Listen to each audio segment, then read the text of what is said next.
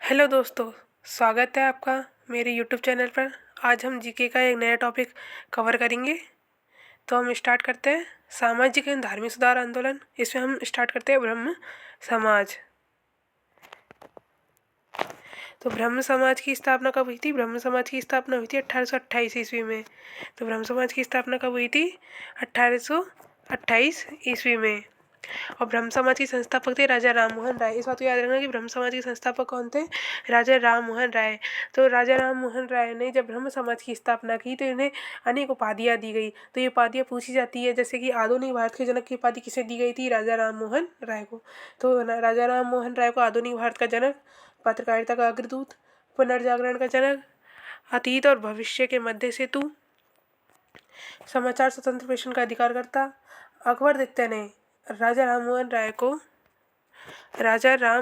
को अकबर द्वितीय ने, मुगल शासक ने राजा की उपाधि थी। राजा राम मोहन राय को राजा की उपाधि किसने दी थी? अकबर द्वितीय ने। ये मुगल शासक था। तो ना पूछा जाता है कि राजा की उपाधि राजा राम मोहन राय को किसने दी थी? ये अकबर द्वितीय ने दी थी। ओके, इसे भारतीय राष्ट्रवाद का जनक भी कहा जाता था। राजा राम मोहन राय को क्या कहा जाता था? भारतीय राष्ट्रवाद का जनक। अब आते कि राजा राम मोहन राय ने निम्न में से किसका विरोध किया?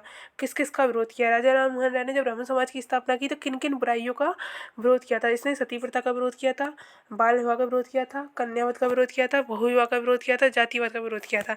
इसमें सबसे मेन जो है वो है सती प्रथा। सती प्रथा इसमें सबसे मेन है। सती प्रथा के क्वेश्चन ज़्यादा आते तो ना राजा राम मोहन राय ने इन पांचों चीज़ों का विरोध किया था। अब राजा राम मोहन राय ने किन किन चीज़ों का समर्थन किया था? राजा राम मोहन राय ने विधवा पुनर्विवाह, अंतरजातीय विवाह, विदेशी शिक्षा, शिक्षा को बढ़ावा, इन चीज़ों को, शिक्षा को बढ़ावा। विदेशी शिक्षा में कौन सी भाषा को बढ़ावा दिया था? अंग्रेजी भाषा को। इस वक्त अंग्रेज हमारे भारत में आए हुए थे तो हम उसने अंग्रेजी भाषा को बढ़ावा दिया, अंग्रेजी शिक्षा को। और है ना, विधवा पुनर्विवाह को भी बढ़ावा दिया, अंतरजातीय विवाह को भी बढ़ावा दिया। लॉर्ड विलियम बेंटिंक से 1829 में बंगाल में सती प्रथा पर रोक लगाई।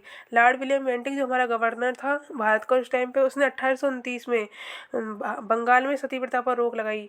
इसने क्या लगाई? बंगाल में सती प्रथा पर लोग 1833 में धारा के 19 के तहत सती प्रथा को अवैध घोषित किया गया।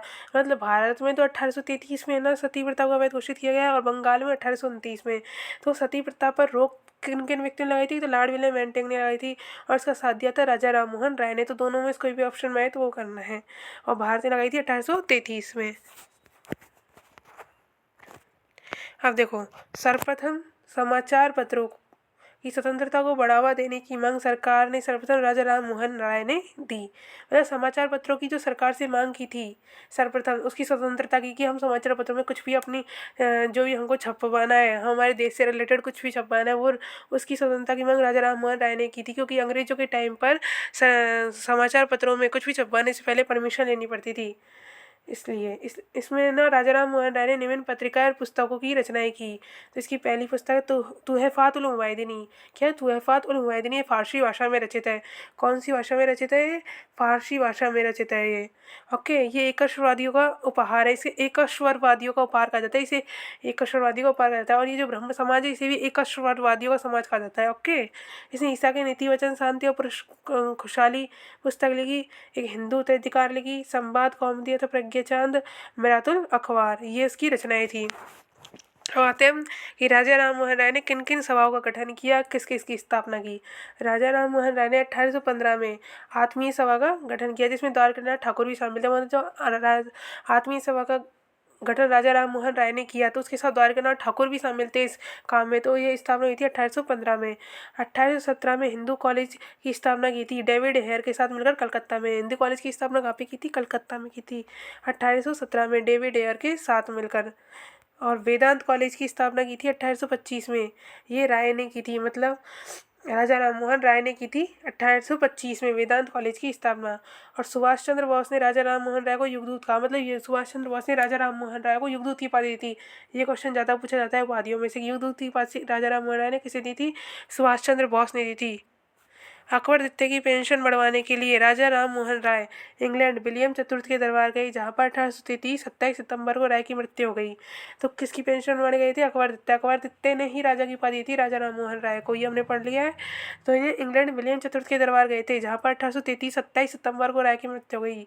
राजा राम बहादुर राय एकमात्र समाज सुधारक है जिनकी मृत्यु भारत से बाहर हुई है। जिनकी मृत्यु का क्या हुई है? भारत से बाहर हुई है। ये राजा राम मोहन राय एकमात्र है ऐसे समाज सुधारक। तो क्वेश्चन आता है कि एकमात्र समाज सुधारक कौन है जिनकी मृत्यु भारत से बाहर हुई है? तो हमारा आंसर होगा राजा राम मोहन राय। ओके।